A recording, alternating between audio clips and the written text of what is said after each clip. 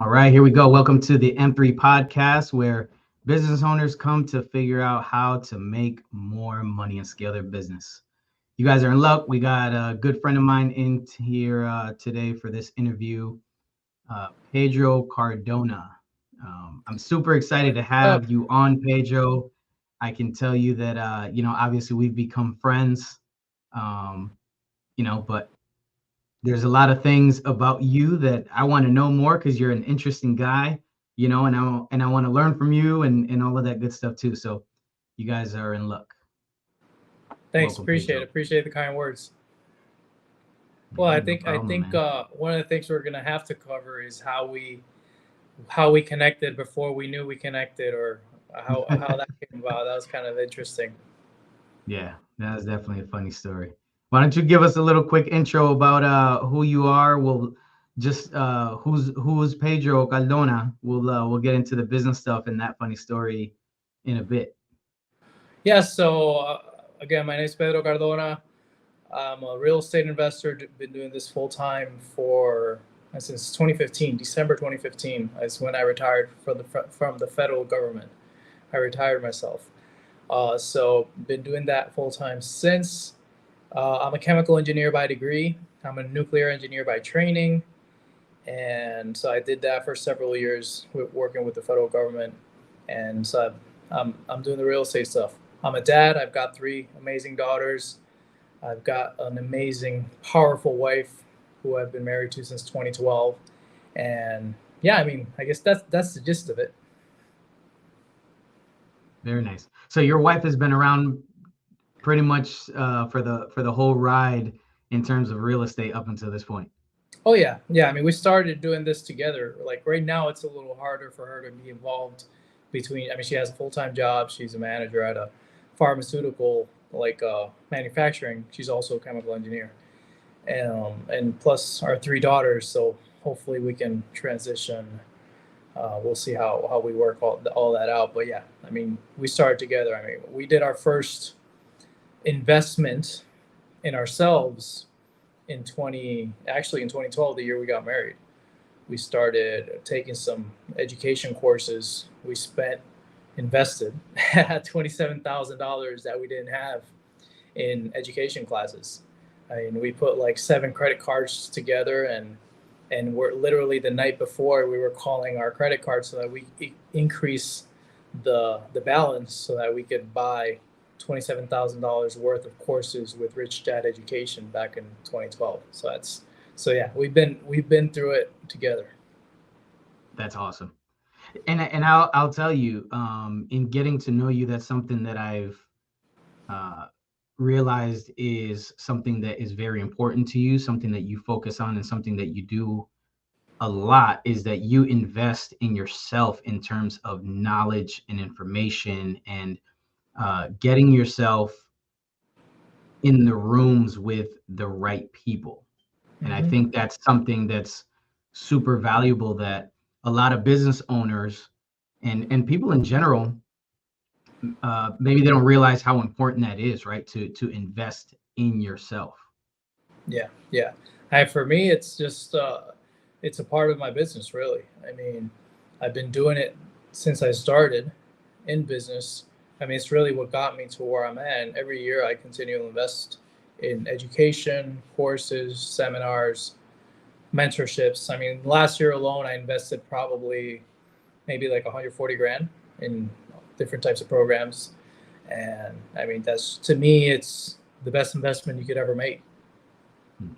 Now, let me ask you this. If you had to put a number on it, right, what would you say is the ROI on that 140K that you spent on educating yourself? Well, that was just last year. Right. But I mean, geez. I mean, I've already flipped 12 houses so far this year.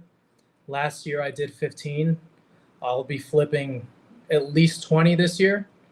So, and plus I'm doing rehabs for Fannie Mae. Plus I just got into this hotel um, project that we're going to be developing, a hotel development project. So, I mean, just in that, I could tell that, I mean, it's a huge return. I mean, I'd have to sit down and quantify it, right? I'm an engineer. I like my Excel sheets and stuff, but to me, it's any investment in myself is always going to give me the best return. So, but yeah, I mean, just from 15 I did last year to at least 20 that I'm projecting for this year, plus the rehabs for Fannie Mae, plus the hotel development, and the hotel development is cool, but for me, the key there is the people I'm partnering with. Mhm. Which, I mean, I'm partnering with JC Morales from Puerto Rico, who's a hospitality genius, and with Vina Jetty, who's a freaking multifamily queen and syndicator. I mean, so it's like, I mean, how can I quantify just getting in relationships with people at that Right. level? Right. Like they say, your network is your net worth, right?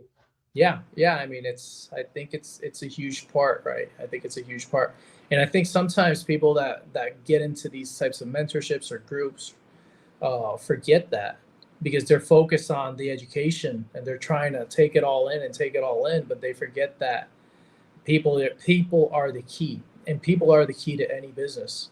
I mean, you can't grow without people. It's impossible. Absolutely. No one. One thing, like Grant Cardone is one of the people that I've learned from throughout the years, and he says that no one ever did anything big by themselves, and he always gives the example of he's like Jesus had 12 disciples, and you always know the one person, right? You have the Steve Jobs, or you have like Jesus, Right. or you have Martin Luther King. You have the one person, which is that visionary and that leader, but Right. it takes people to bring that vision to life. So, and that's what's great about these types of mentorships and seminars and courses, that I get to meet amazing people like you. Yeah, I agree. 100%. When I jumped into sub two, right, or I should say right before I jumped into sub two, Jenny and I were both kind of like, and that's a good chunk of change. Is it going to be worth the money? There's always that, little bit of anxiety and kind of like fear of the unknown. It's like, man, I don't want to blow this money. Yeah. And very much like you said, it's the information and the knowledge that we got from it and continue to get from it is extremely powerful and valuable. But to me, the biggest value that I got from sub two and continue to get every single day is the community. It's like you said, it's meeting people like yourself and other people that I've met that are now my business partners and really good friends, like almost family at this point. So Yeah. I mean, it's amazing. I think it's super powerful. Yeah, 100%. I agree. I definitely agree. And another thing about investing in yourself, at least for me, is that it makes you take action. Mm. Because I mean, it's like everything, right? Some people do, some people don't. But at least for me, I'm pretty liberal in investing in programs and investing in myself, because I know that I'm going to take the action necessary to make it work. Now, I have invested in programs like late last year. I invested in a program for basically selling supplements online, Okay. which is something that I wanna develop. I did that with another partner, but and I basically, I mean, I even have the website. It's set. I just need to start marketing to get people in and start selling. But at the same time, it's like, okay, so where do I put my focus right now? Right. Right. So obviously with what I'm doing right now, so with the flips being my main business and real estate being my main business, I want to make sure that I have that at a level and I create the infrastructure behind it in the teams, which is the main reason I actually joined Sub 2, because I was like, shit, like Pace is doing like wholesaling and flipping and he rentals and multifamily. He's doing so many things, and I'm like, well, that's what I need, is that structure of how to be able to do all of those things, because to me they're all symbiotic and they're Right. just business, right? Hmm. So how do you create the infrastructure to be able to support that? And so like this weekend I was working with creating my org chart and seeing, okay, I've got sales, I've got marketing, I've got admin, I've got finance, and then how am I and who are the key players that I need to have to be able to do everything? Mhm. Because I'm a believer in that we are unlimited eternal beings with completely unlimited power. And so how do I get there? Through who do I get there? And how do I create that? So that's what I'm working on, is how do I do it all? Because I know it's possible. And that's why I like what Pace is doing, because it's like he's the perfect example of like how to do it all.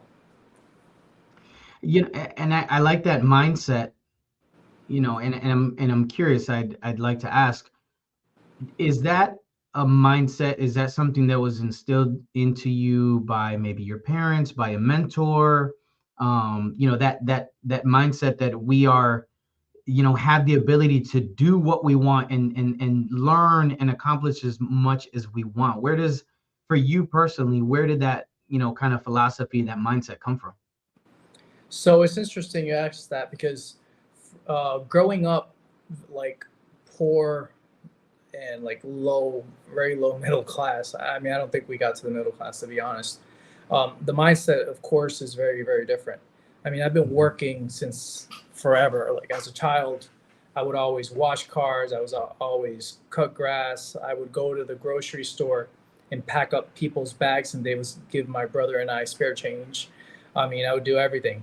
I would go door to door selling from a magazine. And so I always had like that work ethic, but that mindset of abundance was really developed through mentors and through just logic. To me, what it's really logical. Like Mhm. if like so, I was raised Christian, and one of the things in the Bible, it says that God created us in His image and semblance, something like that. I know Mhm. it in Spanish. And so when you think about it, and I've had this conversation with several people, is like, okay, so if God created this in this way, that means we are like God in that sense. So first of all, God is not a physical body. So he didn't create us in his image and semblance as a physical body. He created us in his image and semblance as the spiritual beings that we are. And so, in that way, we are completely unlimited and powerful because we are created in the image and semblance of God. So like that was like, to me, it was like an aha through mentors. One of my mentors, who was my mentors for years, was Mayor Ezra, and he helped me see that, like how we are basically unlimited, super powerful beings, and I was able to see that connection with my Christian background, and just seeing it right there in the Bible or the Quran, and seeing how it's right there. We just don't see it that way because you only find what you're looking for, and Right. most people are looking for, unfortunately, excuses Mhm. rather than reasons to do something. So Right. they're looking more for reasons not to do something than for reasons to do something. And so when I was able to have that shift and I saw it, I'm like, it's right there. It just makes sense to me. And so that shifted my mindset. And every single year, I'm shifting my mindset because I keep growing and I keep developing and I keep surrounding myself with people like you, with people that have bigger mindsets, that you just see things in a different way. Yeah. Yeah. And you know what? And I think, as for me personally, as a parent, and I'm sure, obviously you as a father uh, would relate to this as well. That sort of mindset, it not only affects you and unlocks unlimited potential and, the ability to do so much more, but it allows you to instill that into your children, Yeah. and you see how that affects them and the things that they're able to do when they also grasp that concept. And even if it takes a little bit of time, right? And sometimes, it's proof of concept, right? Yeah. It's human nature. We're going to doubt ourselves a little bit, and we're going to have Mhm. some some things hold us back, and our we get in And our I own think that's brain. the key. you know You said the key word there. It's our human nature, which right. again, I don't consider myself. I consider myself a spiritual being in a human body, right? So the Hmm. human nature of us does that. But me as a spiritual being is the opposite of that. It's like everything is abundance. Right. But I agree 100%. Yeah. Yeah, it's funny. And Sometimes I'll come up with an idea, something that I want to do, and I get really excited about stuff, and I start I tell my wife and I tell my kids, I'm like, I'm gonna do this. And I remember one particular time, my daughter Naomi, who you got to meet at the meetup, yep, my 15-year-old. I yep, said yep. to her, I said, Naomi, I have a new goal. There's something else I just thought of that I'm gonna do. And she was like, what is it now, Bobby? I said, I'm gonna sing the national anthem at Yankee Stadium. And she's like, why? I said, because I want to. Yeah, Because I why not? decided, that that's what I'm gonna do, and I'm That's gonna do awesome. it, and that's That's it. awesome. That's awesome. Yeah. There, and that's another thing that I've learned is you don't have to have a reason for something. Right. You as a creator, which we all are, we create out of nothing. We don't have to create from something. We can create out of nothing. So I love that. I love that. And going back to your point on like the parenting side of things, it's so critical because like for me, I'm constantly and I have to watch myself because we've been ingrained with our training throughout years and how we grew up of like just trying to, I mean, if you really think about it, most parenting is squashing your children, like suppressing your children. Like, oh no, don't do this or don't do that. It's all limitations. Hmm. Just normal parenting, like what you see normal people do. And Right. so sometimes it's a little tough to break from that because that's what you were conditioned to. But I Hmm. always try to, like my daughter, if she's doing something that would be considered dangerous, like I'll have a family member that'll say, "Oh, be careful," and I'm like, "No, don't be careful. Just do it. Just there's no reason to have fear because if you're being careful, you're already putting in there the idea that you can be hurt or that Hmm. something can happen." And I'm like, no, like that's not that. I don't want that limitation. I want Right. her to be completely fearless and test her limits. And and if she falls and she hurts herself, that's fine. That's Hmm. life. And Right. obviously, I'm there to watch for her and make sure that it's nothing that can really hurt her. But at Right. the same time, I need to be willing to let her fail because that's going to be life. Yeah. So it's a balancing act, and sometimes it's easier than others. But I think that's a really a key in parenting is having them live really rather Right. than one trying to protect them and another key is letting them help because every single child always wants to help their parents and that's their Hmm. way of paying you back. Yeah. But we were always in a rush and we always want to get things done quick and whatever, and so we're like no, like we think we're doing them a favor by telling them to not help us, and it's the exact opposite. We need them to help, not for us but for them, because Yeah. that's the way they're paying us back. That's the way they feel productive. That's the way that they feel good about themselves. Because for a child, their parents are the gods, Mm. and and it whittles down as we squash it while they're growing up, because parents typically, unfortunately, squash that in their children, and then by the time they're 12 or 13, they don't want to talk to you. Yeah. It's Yeah. because you've been suppressing them for 12, 13 years. If someone did that to you, you wouldn't talk to them either. Right. Right. So you'll And probably be worse.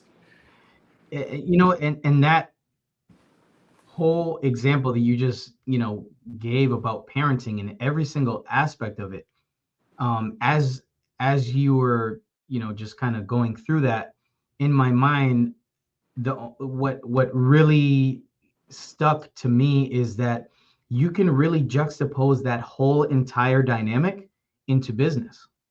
100%. If you have that mindset where you're limited, where you're scared of of getting hurt, of failure, of falling, of, you know, hitting a bump in the road, you know, you're never going to take those chances, and you're Mhm. never ever going to achieve new heights and achieve new goals. You're always going to stay inside of that box, right? Yep. In that comfort zone, right? Mhm.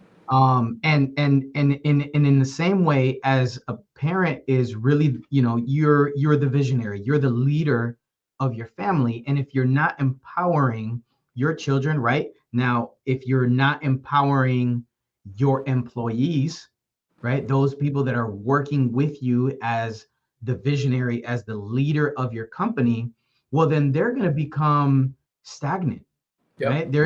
They're going to just stay inside of that comfort zone where, you know, I'm not going to get creative. I'm not going to try and tackle problems on my own, right? I Mhm. feel restricted. I feel constricted. I'm placed in this box where, you know, I come to work 9 to 5, 8 to 4, whatever it may be. I'm going to do my job. If there's a problem, oh my God, I need to tell my boss I can't figure it out because I don't want to get in trouble, or I don't have the leeway, you know, to handle things, right? Yep. Yeah. 100%. I mean, to me, business is life and life is business. It's all the same, really. The way I conduct myself in business is the way I conduct myself with my children, is the way I conduct myself with my friends, uh, everything. Because I mean, to me, I don't differentiate one from the other. For me, honestly, I don't have this work life balance thing, which I know it's very propped up, but to me, it's all work, and to me, it's all life. So yeah, it is Mhm. balanced, 100%, 100%. So So it's all intertwined, right? yeah, yeah. So I mean, that's just and I mean, to each his own, and it can work one way or another. But for me, I mean, it's worked so far. I mean, I I love my marriage. I have an amazing marriage, amazing relationship with my wife. I have three amazing daughters, and I mean, and business is thriving. It's growing every single year. I have great relationships. I was here with an investor of mine a few minutes before we got on this call. That he's an investor and he's also my broker, and he's also a great friend. We met in CrossFit working out, and we have an amazing relationship as well. And so, to me, like I said, it's all life. It's all life, and that's to me that's the only way to do it. So at this point, right, you've been flipping houses and you obviously have been very successful at it for quite some time now. And I know you're very goal oriented, right? I know you mentioned that you are, you know, increasing the number of houses that you're flipping this year as opposed to last year. And I'm pretty sure last year's number was higher than the year before that. Yep, yep, yep. And so, what would you say has been your biggest challenge uh, year to year? And I'm sure, you know, maybe year to year that challenge maybe has changed, but at this point, what would you say has been your biggest challenge in scaling your business? Right now is really putting in, well, two things. Putting in the systems and processes so that Mhm. we can systematize what we're doing, and Okay. so people can just follow it, so we can have a predictable outcome every single time. So that's one, and that I'm currently working on. Actually, I'm going to the mastermind in October, Pace's mastermind, and part of their pre mastermind training is all about that. And Mhm. so that's what I'm working in. So I'm creating my org chart, and it's something that I've done several times. I've just never just stuck to it because it's like I get involved with the day to day and Yeah. just rolling and pushing production rather than doing this admin side that's so critical for the foundation. Mhm. So I don't want to build a 100-story skyscraper on a 5 foot foundation. So Right. I'm working on keeping it at the right now I'm probably on the second story, so putting that foundation before it gets too tall to make sure we can develop and keep going up. So that's one part, and then the other part is the Mhm. accounting side of things, so bookkeeping, accounting. I mean, Okay. again, that part, it's just takes so much tedious time, which again, it's just about having the people to do it. Mm-hmm. So at the end Right. of the day, it's about creating systems and processes so that other people can do what you know how to do or you're already doing, and also people that can complement what you don't know how to do. So I mean, Right. those are the main things really for me. Yeah, I think it goes back to what Pace preaches in terms of your avatar, right? What you're best at, what Yeah, you can be most effective doing, right?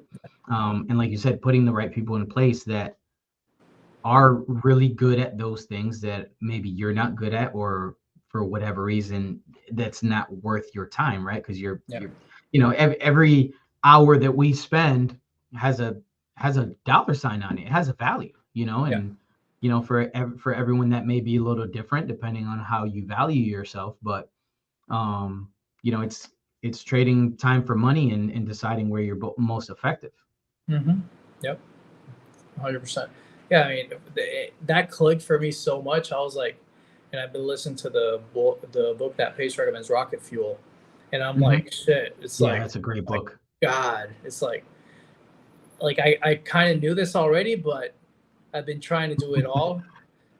I'm the visionary. I mean, I'm definitely the Right. visionary. I'm definitely the person that's out there talking to people. I'm the guy that's putting the ideas. Like the target that I have is 100 flips a year, and I Nice. put that target at our like what we this year, early this year, which is supposed to be end of last year, but early this year we did like a company get together, and so everyone that has touched my business in some way, brokers, attorneys, everyone was invited, Hmm. investors, and so I put there. I said what we had done at that point. So last year we did the 15 houses. We also did 3 wholesale deals, and I was like, we and it was wholesale, not in the traditional sense. So it's Hmm. just basically found a deal. I had these friends that we've done and we do deals together, and I'm like, you take it, just give me $5,000 when you sell it.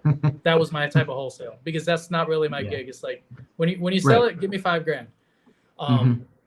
so I put that target of 100 houses, 100 Okay. flips, and it really shifted the focus of everyone. Hmm. Like I told you, I was meeting with my broker and an investor right before our call, and he was like that, like I'm fully on board with that vision and that target of where we want to go to do the 100 deals. And he's like, I'm basically I've put all my chips on you, and that's what a visionary does, right? A Right. visionary brings in people that have talents in different areas, and they ride your coattails, right? They're in on your vision, they're in on what you're creating, and obviously they contribute and create towards that as well. Hmm. Because I can't do it alone, and Right. that's that we need the team to be able to do that.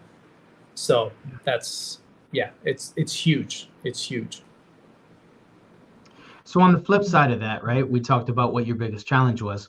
What would you say up until this point has been the thing that has really multiplied your business, that maybe the thing that you've put in place or strategy, whatever, that has really helped you scale your business to the point that it is right now?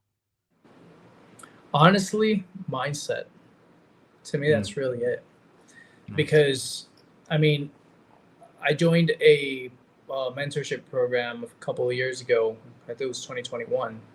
That was called Seven Figure Academy. That was with one of Okay. my mentors, and the idea was to build a 7 figure business. And literally, like we're maybe, well, let's say a month into it, and all I did was shift my mindset. Mm, And at that point, I started doing a lot more deals. So from 2021 on, it's been like exponential growth. And all it was that is like, oh, okay, so now I'm in this 7 figure academy, I need to build a 7 figure business. mm-hmm. And it's like, that was it. And obviously, it's kept improving and growing since. And so I've kept up that, and then I've further expanded my vision and what's possible, and then emulating people at the level of the Grant Cardones of the world, or people like Pace Morby, or people that people have come from nothing and been able to create something huge, and just seeing it and being like, okay, this is definitely doable. It takes a lot of work. It takes a lot of effort. It takes a lot of people, but it's doable. So how much am I willing to put into it? And how much am I willing to collaborate too? Because it's really the only way to grow. There was something I was watching just recently. I don't remember where. Oh, or Mosey. He's like, well, like public companies, they do, like, the owner owns maybe 10-12% of the stock at the time that they go public, like on average, something like that. And I'm like, shit, like, and here we are trying to keep 100% of this little thing. Right. And these guys are like, 10% of this humongous thing. Yeah, I'll take 10% of that, right? So yeah. And so they're not afraid to divest themselves because they know that they're able to bring value to the market, which is the only way you can have a business, is if you bring some value to the market. And then they're able to, with a team and with collaboration, increase the value that you can bring to the market. That's really all it is. So the more people you have, the more value you can bring. At that point, it's just it's a matter of scale. And to bring people in, at some point, you're going to have partners. You're going to have stocks or shares that you're going to give in compensation to, because you want these people to be on board with you. You want them as committed as you are to your vision and business. So what better way than them actually having a piece of the pie? And why not? Absolutely. Yeah. So we're running a little short on time here. We've actually gone a little bit over. I know you got somewhere to be, but I didn't want to shut it. I didn't want to shut this thing down before we go back to our story real quick on how we met before we knew that we even met. Yeah. So at this point, it was about 9 months ago. My wife and we go to Puerto Rico to go and look for some properties. And so we connected with this great agent from PR. I connected with him through social media, and he lined up a bunch of properties to show us and all of that good stuff. And I'm, doing what I do. I'm trying to buy on creative finance. So, I kind of let him know I'm interested in seeing anything that I can, maybe buy on seller finance, or, maybe a sub 2. And we go to this really nice house in Vega Baja. And he's like, oh, was it Vega Alta? Okay. Yeah. And he's like, hey, I'm pretty sure that, I'm pretty confident that, we can get a seller finance offer, done on this house. And I'm like, oh, okay, that sounds pretty cool. But he didn't let the cat out of the bag yet. Right. He was just like, he seemed very sure. And I'm like, okay, well, he must know something, he obviously he knows what he's doing. He's a smart guy. He's been doing it for a while. And then after like the second or third time that he mentioned it, he was like, yeah, the guy that owns this house is actually my brother, so I can talk to him. I'm like, okay, cool. So, I didn't know that you were the brother, of course. And it wasn't until, I don't remember if I ever mentioned this to you, but when you spoke at the Rio Rico a few months back. In April? March, sounds about right. And so, I follow them on Instagram, and they put up the flyer and all that good stuff. And I saw the name and I saw the face, you and Ian, you can definitely tell your brothers, in my opinion. And I'm like, I have a feeling that this is the brother that will potentially be purchased on seller finance. And of course I was right. And then eventually you jump into sub 2. We connected, we ended up becoming friends, and the rest is history. Yeah, it's insane. It's insane. I think we actually connected before I joined Sub 2, because I think I Yeah, it had was. yeah. I Yeah, it think was I a little reached out to before you to Sub ask 2. you a little bit about what like what's this Sub 2 stuff all about? Like, what is it Right. really? Is it worth it? And blah blah blah. And I'm like, Yep. and I mean, I'm never afraid to invest in myself. So I was like, I mean, it didn't take me long to jump in, but yeah, Yep. it's insane how that came about. Yep. I'm like, Small he world. makes me the offer, and I'm like, this guy's trying to do some creative financing. And I knew of creative financing, but I like Sub 2 was pretty new to me. Mhm. So I mean, I need to sell it. I'm not looking into creative financing. Yeah. I've got investors. I've got their money in this deal. I need to just sell it. Mhm. And we did. We did well with that property. Yeah. But yeah, I'm that's not surprised. It was a nice house, or is yeah, a nice house. yeah. It turned out well. Actually, the funny part is that house was meant for us to live in. Mhm. We were actually going to live there. And so we did additions and whatever. And then we found another house literally down the street. And we're like, it was one story. We got 3 girls. And we're like, well, at the time we had 2, but we were going to have another one. And we're like, that one makes more sense. So we basically swapped houses and sold that one and kept the other one. It's the advantages of being in real estate. You get your pick. Which I didn't really want to buy a house personally. I could have kept. We were living rented for 4 years, and we had 2 5-unit buildings, and then we sold off one, and we were still living rented. I could care less.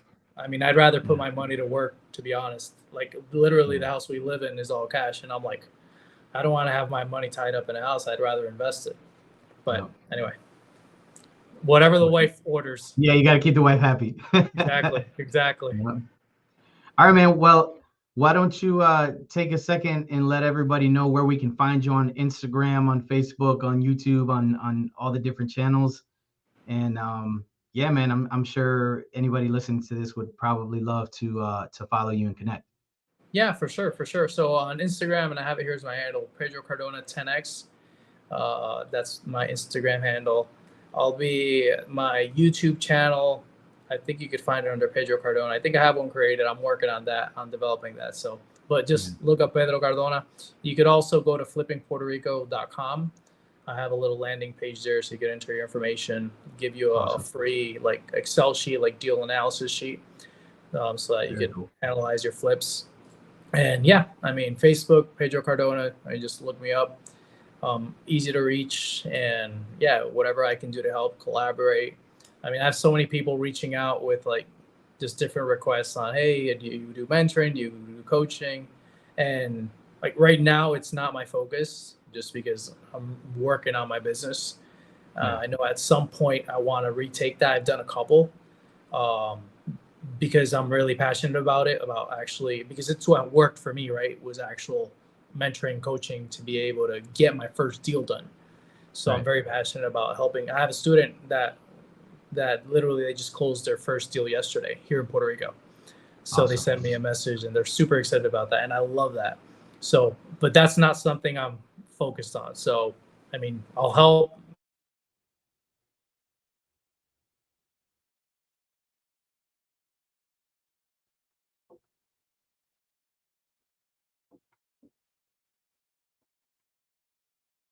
I think we lost Pedro there. Well, hey, again, I just want to say I appreciate Pedro. I'm not sure if he can hear me. I think we got a little cut off there, but hey guys, I'm gonna put all of the links to Pedro's social media stuff. So if you're interested, if you want to connect with him, definitely do that. I appreciate you guys watching. We'll see you next time.